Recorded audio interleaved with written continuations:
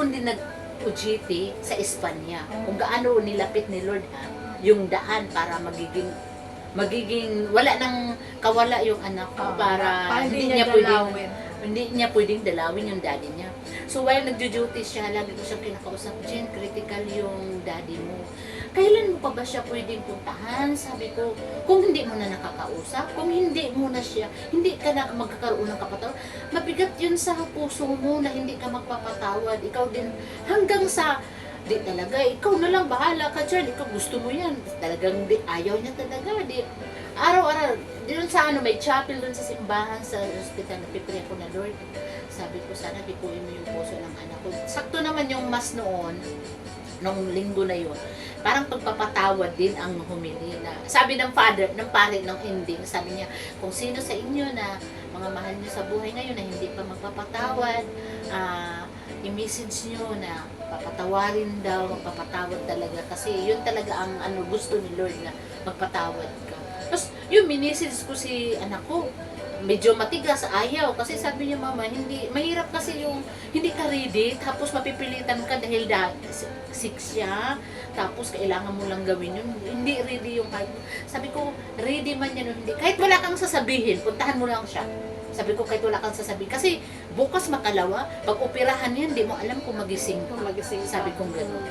Puntahan mo lang.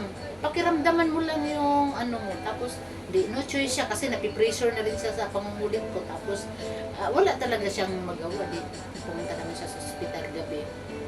Tapos, ayun, parang alam ko na pinipigil yung mga emosyon. Kasi, hindi ka nga ready. Parang matigas ka pa.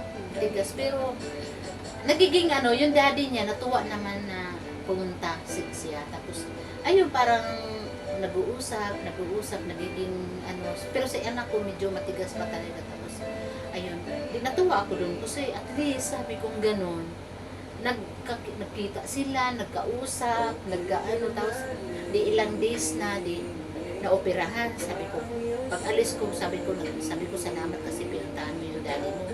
At least, sabi ko gano'n, di ba? Sabi ko, maluwag sa puso. Akala mo lang yan, malakas ka, hindi ka magpapatawad. Pero, alam mo, hindi mo alam sa sarili mo na sarili mo ang pinapatawad, hindi yung daddy mo. Kasi nagpatawad ka. Tapos, yun, umalis na siya. Ako, patuloy pa rin sinamahan ko yung asawa ko doon sa ospital kasi ako na nga yung parang umako-ako na doon sa mga sitwasyon. Tapos, inoperahan, nagkaroon na ng sabi ng magkapatid, sabi nga ano ba to kasi ang gusto ni Boboy daw, since na ang hiningi kasi sa amin na deposit 500,000 kasi ang operation niya million kasi sa Philippine Heart Center. Oo, 500,000 kasi urgent yung operation.